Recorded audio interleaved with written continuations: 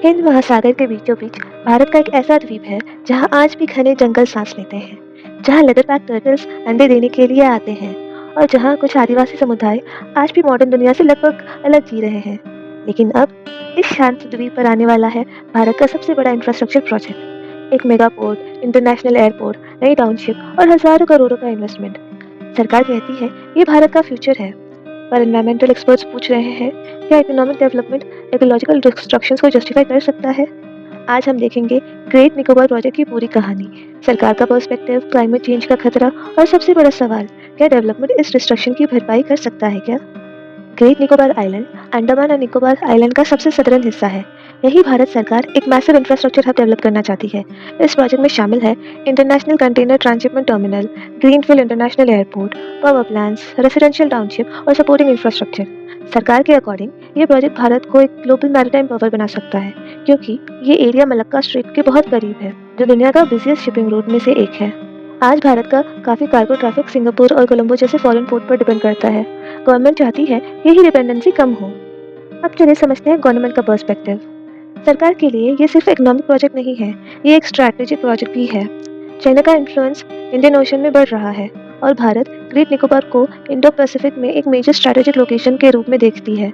Government का कहना है कि नए जॉब्स क्रिएट होंगे, ट्रेड बढ़ेगा, टूरिज्म इंप्रूव होगा और भारत एक ग्लोबल लॉजिस्टिक हब बन सकता है।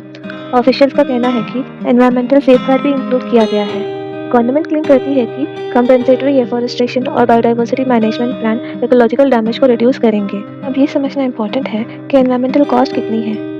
एनवायरमेंटल साइंटिस्ट सीरियस वार्निंग दे रहे हैं कि ग्रेट निकोबार सिर्फ एक आइलैंड नहीं है, ये भारत के सबसे रिचेस्ट बायोडाइवर्सिटी जोन में से एक है। यहाँ पाए जाते हैं ancient rain forest, coral reefs, mangroves और एंडेंजर्ड लेदरबैक सी टर्टल्स। सबसे बड़ी कंसर्न है डिफॉरेस्टेशन। गवर्नमेंट डॉक्यूमेंट के अकॉर्डिंग लगभग 10 लाख पेड़ प्रभावित हो सकते हैं। क्रिटिक्स कहते हैं कि कंपेंसेटरी एफॉरेस्टेशन कभी भी एक एंशियंट रेन फॉरेस्ट इकोसिस्टम को रिप्लेस नहीं कर सकता, क्योंकि रेन फॉरेस्ट सिर्फ पेड़ों का ग्रुप नहीं होता, वो एक पूरा क्लाइमेट सिस्टम होता है। चलिए समझते हैं climate change and disaster risk कितने हैं। और फिर आता है एक बड़ा सवाल, क्या इतना बड़ा इंफ्रास्ट्रक्चर प्रोजेक्ट एक ऐसे रीजन में सेफ है जो अर्थक्वेक और सुनामी के लिए हाईली वल्नरेबल है? 2004 की सुनामी में निकोबार रीजन बहुत बुरी तरीके से इफेक्ट हुआ था। एक्सपर्ट्स कहते हैं कि ये पूरा area high seismic risk zone में आता है और क्लाइमेटिक चेंज सिचुएशन को और अनप्रेडिक्टेबल बनाती है। Sea level rise, stronger storms, coastal erosion and biodiversity collapse. यानी अगर नेचर खुद रैपिडली चेंज हो रही है तो क्या डेवलपमेंट मॉडल्स को भी चेंज होना चाहिए? चलिए अब समझते हैं ट्राइबल कम्युनिटी के सवाल क्या हैं। ग्रेट निकोबार सिर्फ जंगल नहीं है, यहाँ शोम्पेन, निकोबारीज ट्राइब्स का भी घर है। गवर्नमेंट का कहना है कि ट्राइबल राइट्स प्रोटेक्ट किए जाएंगे, लेकिन एक्टिविस्ट और रिसर्च को डर लगता है कि large scale construction indigenous lifestyle और कल्चर को परमानेंटली इफेक्ट कर सकती है। और हिस्ट्री ने हमें बार बार दिखाया है, एक बार इकोसिस्टम डिस्टर्ब हो जाए तो पूरी तरह रिस्टोर करना बहुत मुश्किल हो जाता है। और ये ट्राइब्स वो लोग हैं जिनकी रेसिस्टेंस बाहरी दुनिया से काफ़ी कम है, तो इनको एक पैंडेमिक जितना खतरा है हमसे। तो आते हैं सबसे इम्पोर्टेंट क्वेश्चन पे, क्या इसका कोई ऑल्टरनेटिव हो सकता है?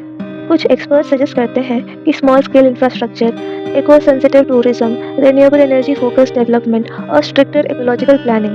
कुछ लोग बोलते हैं कि फेज डेवलपमेंट की भी बात हो रही है, यानी पहले इकोसिस्टम इम्पैक्ट मॉनिटर करो, फिर एक्सपेंशन करो।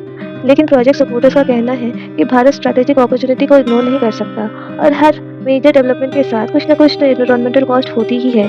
यहीं से शुरू होता है असली डिबेट, प्रोग्रेस के नाम पर कितना डिस्ट्रक्शन एक्सेप्ट किया जा सकता है।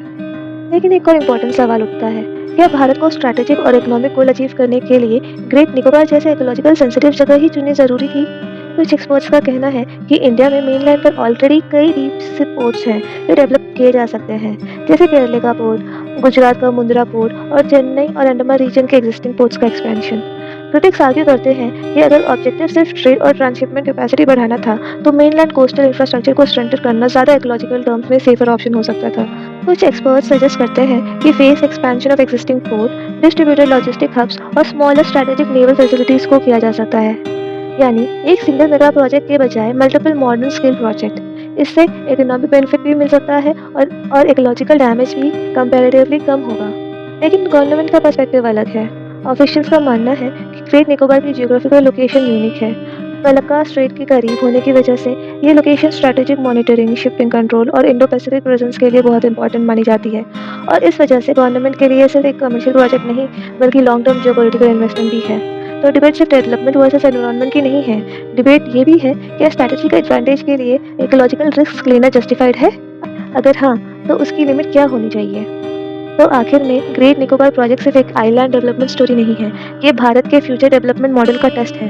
एक तरफ है national security, economic growth, global trade और इंडो पैसिफिक में स्ट्रैटेजिक डोमिनेंस का सपना, और दूसरी तरफ है ancient rain forest, endangered wild life, indigenous communities और क्लाइमेट वल्नरेबिलिटी।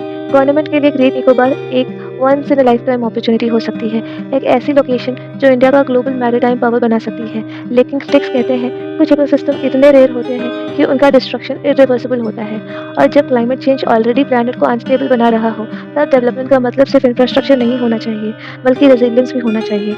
शायद असली सवाल ये नहीं है कि डेवलपमेंट होना चाहिए या नहीं, असली सवाल ये है डेवलपमेंट किस कॉस्ट पर हो रहा है, और क्या ह्यूमैनिटी इतनी एडवांस हो चुकी है कि वो प्रोग्रेस और नेचर के बीच में बैलेंस बना सके। क्योंकि अगर बैलेंस नहीं बना तो हो सकता है फ्यूचर जनरेशंस के पास पोर्ट्स तो हो पर फॉरेस्ट ना बचे, इकोनॉमिक ग्रोथ तो हो पर इकोलॉजिकल स्टेबिलिटी ना बचे। और शायद इसलिए ग्रेट निकोबार की डिबेट सिर्फ एक आइलैंड की डिबेट नहीं है, ये डिबेट है 21st सेंचुरी में ह्यूमैनिटी किस डायरेक्शन में जाना चाहती है। कमेंट करके अपनी राय ज़रूर बताइएगा। ये थी ग्रेट निकोबार प्रोजेक्ट की कहानी। अगर आपको वीडियो इन्फॉर्मेटिव लगा हो तो लाइक और शेयर ज़रूर करिएगा, और ऐसे डीप डाइव डॉक्यूमेंट्रीज के लिए चैनल को सब्सक्राइब करना मत भूलिए। Thank you so much.